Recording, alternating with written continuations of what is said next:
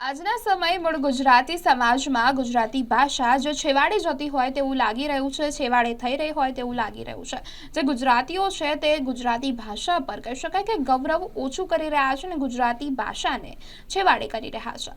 ત્યારે તેને ગુજરાતી ભાષાને યથાશક્તિ સ્થાને લાવવા માટે અનેક કાર્યક્રમો કરવામાં આવી રહ્યા છે કે જેથી ગુજરાતી ભાષા કહી શકાય કે લુપ્ત ન થાય। ત્યારે જે ગુજરાતી ભાષા માતૃભાષા દિવસને 151 સ્થળે અને કહી શકાય 24મા માતૃ દિવસની ઉજવણી ઠેર ઠેકાણે કરવામાં આવી રહ્યું છે।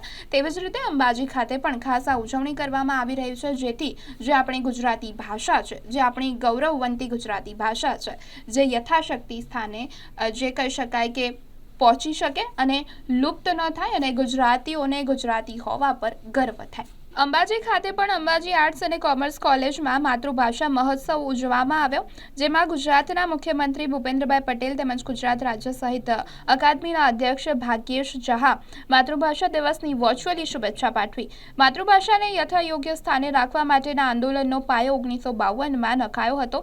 આજે અંબાજી ખાતે કોલેજમાં યોજાયેલા માતૃભાષા મહોત્સવ બનાસકાંઠા જિલ્લાના પ્રસિદ્ધ સાહિત્યકાર કનુભાઈ આચાર્ય અને દીપકભાઈ સુંદરવાની અધ્યક્ષતામાં યોજાયો। તેમણે માતૃભાષા વિશે વ્યાખ્યાન આપીને વિદ્યાર્થીઓને તલાબોર કર્યા, જેમાં 175 વિદ્યાર્થીઓએ માતૃભાષાની વંદનામાં સક્રિય ભાગ લઈ માતૃભાષાનું ગાન કરી આ ઉજવણીના ઉદ્દેશને સાર્થક બનાવ્યો। એટલું જ નહીં, આજના મહોત્સવના ભાગરૂપે કોલેજમાં મૂળ ગુજરાતી સાહિત્ય પુસ્તકોનું પ્રદર્શન પણ કરવામાં આવ્યું, જેની મોટી સંખ્યામાં વિદ્યાર્થીઓએ લાભ લીધો।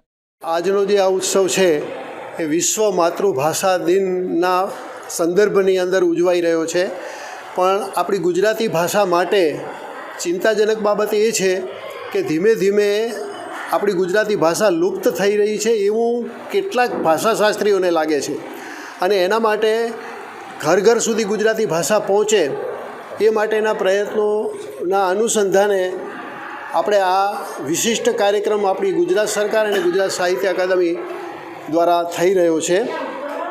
આમ તો ગુજરાતી ભાષા લુપ્ત થવાની નથી, પણ તેમ છતાં ગુજરાતી ભાષાની અંદર જે વ્યાવસાયિકરણને કારણે જે અંગ્રેજી માધ્યમ અત્યારે એકદમ આવી રહ્યું છે શિક્ષણની અંદર, અને ઘણા બધા બાળકો તો એવા છે કે જન્મથી જ અંગ્રેજી ભાષા બોલતા થઈ જાય છે અને આખું કલ્ચર પશ્ચિમી સંસ્કૃતિથી વ્યાપ્ત થઈ ગયું છે, અંગ્રેજીકરણ થઈ રહ્યું છે। આજના કેટલાય ગુજરાતી બાળકોને ગુજરાતી બોલતા નથી આવડતું, ત્યારે સમાજશાસ્ત્રીઓ, ભાષાશાસ્ત્રીઓ, ચિંતકો, સરકાર, વિદ્વાનો એ બધાની ચિંતા એ છે કે એમાંથી આપણે આપણી ગુજરાતી ભાષાને કેવી રીતે બચાવી શકશું, કેવી રીતે ગુજરાતી ભાષા લોકો સુધી પહોંચે।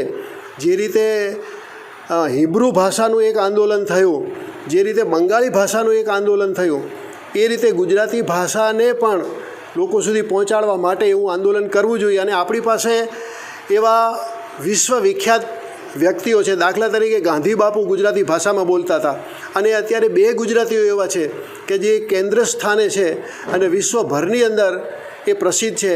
એ એમની તરફ આપણું ધ્યાન છે કે ચોક્કસ આપણી ગુજરાતી ભાષાને વિશ્વના ફલક ઉપર પહોંચાડશે। જય જય ગરવી ગુજરાત।